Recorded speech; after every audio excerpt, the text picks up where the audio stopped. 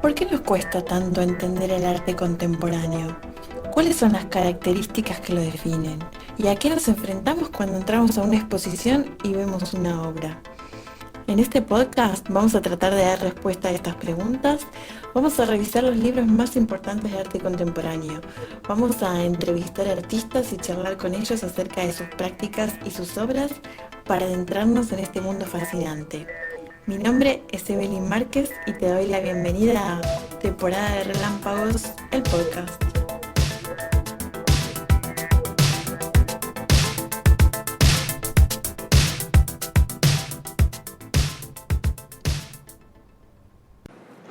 Hola, ¿cómo están? Bueno, no sé en qué momento van a escuchar esto, pero estamos en este momento a mitad de camino en el Mundial de Qatar. Acabamos de pasar a cuartos de final. Esta semana jugamos el partido de cuartos, así que venimos muy bien representados con la selección argentina y es el momento de seguir con esta serie de arte y fútbol. En el primer episodio habíamos hablado de una película extraordinaria de dos artistas, Philippe Parrenot y Douglas Gordon, que habían trabajado sobre la figura de Zinedine Zidane.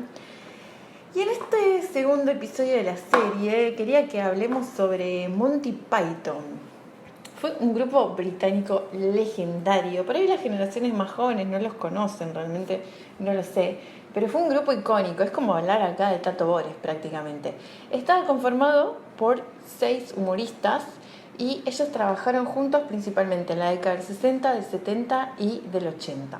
Les digo los nombres, eran Graham Chapman, John Cleese, Terry Gilliam, Eric Idle, Terry Jones y Michael Palin.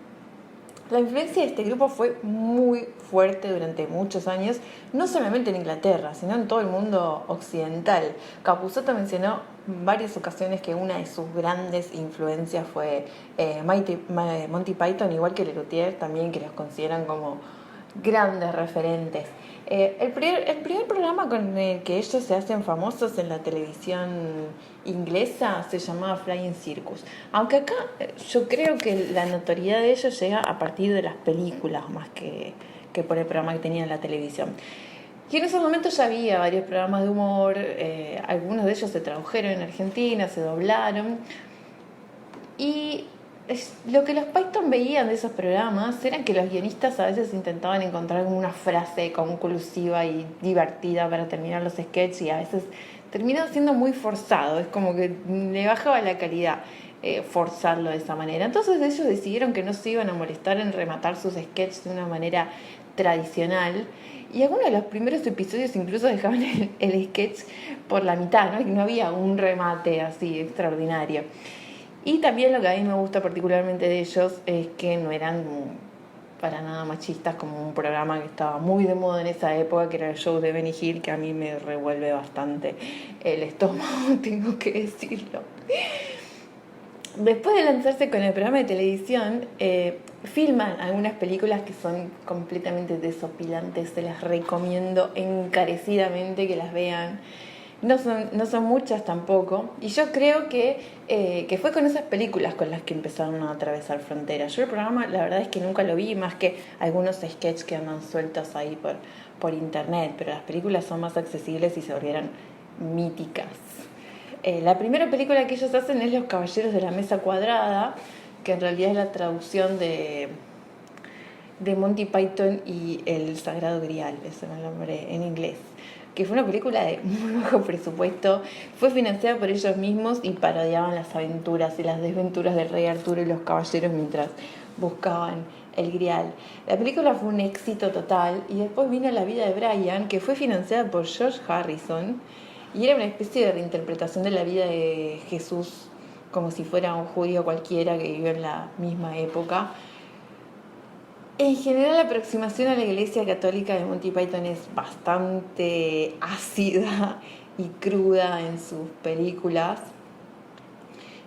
Harrison los apoyó porque había otras productoras que se habían negado porque no pensaban que fuera a funcionar, pero terminó siendo un éxito total de taquilla y de crítica. Y la última película de Monty Python fue El sentido de la vida, donde justamente empieza, que es mencionada una crítica a la Iglesia Católica, una pareja que empieza como si fuera un musical, que canta porque acaba de nacer un hijo y ya tienen 500.000 hijos porque la Iglesia no les permite cuidarse, usar protección cuando tienen relaciones. Entonces tienen infinidad de hijos que prácticamente podrían llevar un pueblo entero entre esa pareja sola. Y hoy vamos a hablar de un episodio icónico de Grupo, de esos que quedan en la historia, que todos recuerdan y que después son retomados y citados ad infinitum. Y es Partido de Fútbol para Filósofos, así se llamaba. Se trata de un partido de fútbol entre las selecciones de Alemania y de Grecia en el Estadio Olímpico de Múnich en los Juegos Olímpicos de 1972. En esos Juegos Olímpicos, Alemania Federal, en ese momento se llamaba así, Alemania Federal gana la Copa del Mundo frente a Holanda en 1974, ahí muy cerquita. Pero en realidad, bueno, si bien en la película mencionan Múnich, se grabó en un estadio un poco más chiquitito, algo como Grünwalder, que tiene capacidad para 20.000 personas cuando el de Múnich tenía cerca de 70. Pero bueno, era más accesible para filmar, algo así. Ahora, ¿cuál es la particularidad de este partido entre Alemania y Grecia? Que los que juegan no son jugadores de fútbol tradicionales, sino que son filósofos alemanes y griegos representando a sus respectivas selecciones. La formación de Alemania, les comento, eran Leibniz como arquero, Immanuel Kant, después estaba el capitán que era Georg Hegel, Arthur Schopenhauer, Friedrich Schelling en la defensa, en el medio campo Franz Beckenbauer.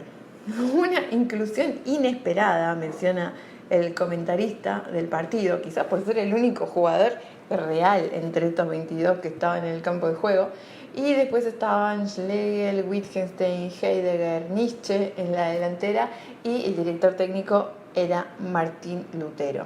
Después, del lado de Grecia, la formación era Platón, Aristóteles, Sófocles, Epicuro, Heráclito, que era el capitán, Arquímedes, Sócrates, Tales de Mileto. Bueno, el comentarista cuenta que los alemanes habían vencido en las semifinales al poderoso equipo inglés y a su célebre trío de mediocampistas que eran Bentham, Locke y Hobbes. Ahora, empieza el partido, ¿no? Y en vez de jugar al fútbol, los filósofos compiten pensando o filosofando entre ellos mientras caminan en círculos por el campo. Y los árbitros que estaban en este partido eran Confucio, el principal, el que estaba en campo de juego, Tomás de Aquino y creo que era San Agustín el tercero, si no recuerdo mal. En un momento Nietzsche acusa a Confucio de no tener libre albedrío, así que Confucio se saca totalmente y le saca la tarjeta amarilla. Ahora, todo esto, los minutos empiezan a pasar y como el partido no va para ningún lado, empiezan los cambios, entra Marx por Wittgenstein en el equipo alemán. Y cuando falta un minuto para la final, Arquímedes de repente descubre cómo resolver el partido gritando ¡Eureka! El típico grito de Arquímedes. Arranca a correr, le pasa la pelota a Sócrates, Sócrates le hace un pase a Heráclito y la jugada termina en Sócrates nuevamente, que es el que finalmente hace el gol. Los griegos ganan el partido, pero los alemanes tienen dudas sobre la veracidad de la jugada. Aparece Marx que dice que fue offside. Dios mío, todos los goles que perdimos este mundial por el famoso offside. Pero bueno, Hegel concluye que la realidad es simplemente nada más que un adjunto a priori de éticas no naturalísticas. Y se continúa la discusión acerca de si esa situación existe solo en la imaginación o en la vida real y demás. Y bueno, finalmente ya les spoileé un poquito, ¿no? Fueron los griegos, por más disquisiciones que hagan los alemanes, los griegos finalmente ganan el partido. Les voy a dejar, por supuesto, los links en la web de Temporada de Relámpagos para que vean este corto de los Monty Python, absolutamente revolucionarios del campo del humor. Es muy breve, dura muy pocos minutos, así que se la voy a dejar ahí para que los vean. Saben que además, así como datos curiosos, además de su influencia en el mundo del humor, también hay cuestiones insospechadas, de influencias insospechadas en otros campos, como en la informática, por ejemplo. No sé si vieron que hay un lenguaje de programación que se llama así, que está bastante de moda y que es bastante requerido en puestos laborales. Bueno, el nombre de este lenguaje de programación proviene de este grupo y yo lo desconozco, pero dicen que muchos de los nombres de los componentes de este programa se basan en obras o en chistes propios del grupo. Y lo mismo pasa con la palabra spam, que viene de uno de sus sketches que estaba ambientado en un restaurante de carne enlatada, que a eso se refiere spam, era un producto que estaba de moda después de la Segunda Guerra Mundial, cuando había cierta escasez de alimentos o la carne era muy cara y se vendían estas latitas, que acá también en Argentina existían. Y bueno, hay uno de esos sketches que se sucede en un restaurante donde absolutamente todo el menú está compuesto por spam y te bombardean con spam por todos lados, así que de ahí fue tomado esta bandeja no deseada de los mails. Si no los conocen, se los recomiendo absolutamente. Investiguen un poquito, si encuentran las películas, son desopilantes, no se van a arrepentir. Bueno, espero que continuemos con este mundial Argentina ahí presente, que continuemos también con esta serie de arte y fútbol que me está divirtiendo mucho hacerla. Y ya saben que nos pueden seguir en YouTube, en Spotify, en Apple Podcast. Pueden ponernos 5 estrellas, por supuesto, recomendarnos con sus amigues, amigas, amigos.